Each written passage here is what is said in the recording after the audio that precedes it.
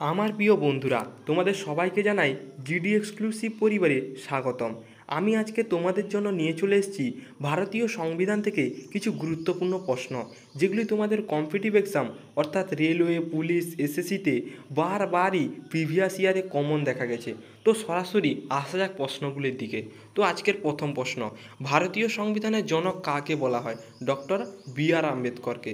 ভারতের প্রতিরক্ষা বাহিনীর সুপ্রিম কমান্ডার কে? তিনি হলেন ভারতের রাষ্ট্রপতি। মৌলিক অধিকারের ধারণাটি কোন দেশের সংবিধান থেকে নেওয়া হয়েছে?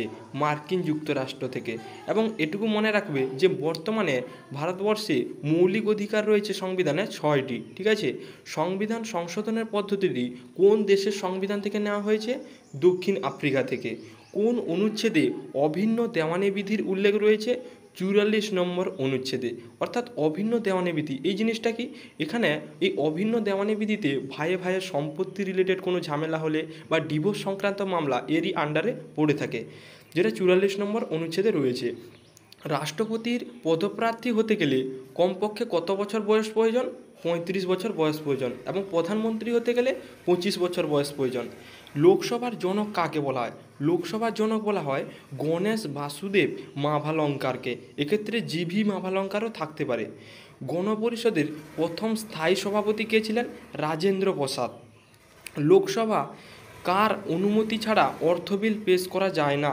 সেটা হচ্ছে রাষ্ট্রপতির অনুমতি ছাড়া, বা রাষ্ট্রপতি চাইলে রাষ্ট্রপতি কেবলমাত্র অর্থ বিল পেশ করতে পারেন, এবং সেটা শুধুমাত্র লোকসভার ক্ষেত্রেই পেশ করা যায়, রাজ্যসভায় পেশ করা যায় না। বর্তমানে ভারতীয় সংবিধানে মোট কয়টি অনুচ্ছেদ রয়েছে?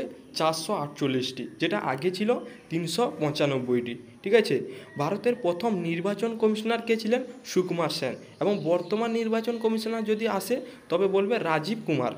গণপরিষদের আইনগত উপদেষ্টা কে ছিলেন? বি.এন. রাও, অর্থাৎ বেনেরাও নরসিং রাও। খসড়া কমিটি কবে গঠিত হয়? 1947 সালে 29শে আগস্ট। এই খসড়া কমিটি গঠিত হয়েছিল এজন্যই যে দেশের সংবিধান রচনার জন্য, এবং খসড়া কমিটিতে মোট 7 জন ছিলেন, যার মধ্যে সভাপতি ছিলেন বি.আর. আম্বেদকর। ভারতীয় সংবিধানের ম্যাগনা কার্টা কাকে বলা হয়? মৌলিক অধিকারকে বলা হয় ম্যাগনা কার্টা। কত সংখ্যক অনুচ্ছেদে বি.আর. আম্বেদকর সংবিধানের হৃদয় এবং আত্মা বলেছেন? 32 নম্বর অনুচ্ছেদকে বলেছেন।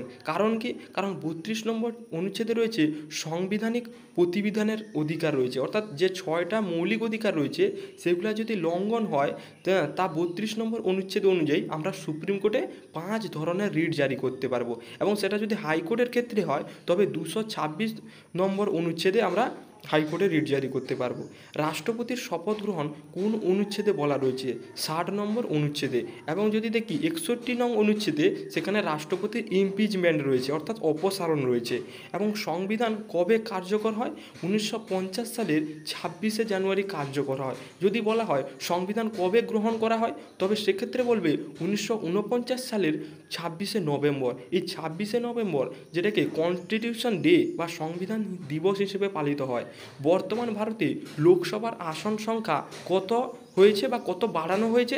সেটা হচ্ছে 888টি। অর্থাৎ নতুন যে পার্লামেন্ট তৈরি হয়েছে সেক্ষেত্রে লোকসভার আসন 888টি করা হয়েছে, এবং রাজ্যসভার আসন 384টি করা হয়েছে, ঠিক আছে।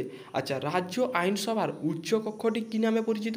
বিধান পরিষদ। এবং এটা যদি আসে যে বর্তমানে কয়টি রাজ্যে বিধান পরিষদ রয়েছে? 6টি রাজ্যে। এবং পশ্চিমবঙ্গে বিধান পরিষদ কিন্তু একসময় ছিল। যদি দেখা যায় 1959 খ্রিস্টাব্দ থেকে কিন্তু 69 খ্রিস্টাব্দে বিধান পরিষদ পশ্চিমবঙ্গ থেকে অবলুপ্ত ঘটানো হয়। আচ্ছা, লোকসভার প্রথম ডেপুটি স্পিকার কে ছিলেন? এম অনন্তসামন আয়াগার। গণপরিষদের প্রথম অধিবেশন কবে হয়? 1946 সালে। কত না 9 ডিসেম্বর। কোন সংশোধনের মাধ্যমে প্রস্তাবনা সংশোধন করা হয়? 42 নম্বর সংশোধনীর মাধ্যমে। একে কিন্তু মিনি কনস্টিটিউশন বলা হয়। কারণ কি? কারণ এই 42 নম্বর সংশোধনীর মাধ্যমে প্রস্তাবনায় 3টে নতুন শব্দ অ্যাড করা হয়, এবং দেখা যায় যে 10টি মৌলিক কর্তব্য অ্যাড করা হয়, ঠিক আছে। আচ্ছা, ভারতের প্রথম বাঙালি রাষ্ট্রপতি কে ছিলেন? প্রণব মুখার্জি, ঠিক আছে। কত সালে ভারতের প্রথম ভারতীয় জরুরি অবস্থা সৃষ্টি হয়েছিল? 1962 সালে ভারতে প্রথম জাতীয় জরুরি অবস্থা সৃষ্টি হয়েছিল, ঠিক আছে। এবং এই জাতীয় জরুরি অবস্থা তিনবার হয়। 1962 সালে একবার হয়, 1971 সালে একবার হয়, 1975 সালে একবার হয়।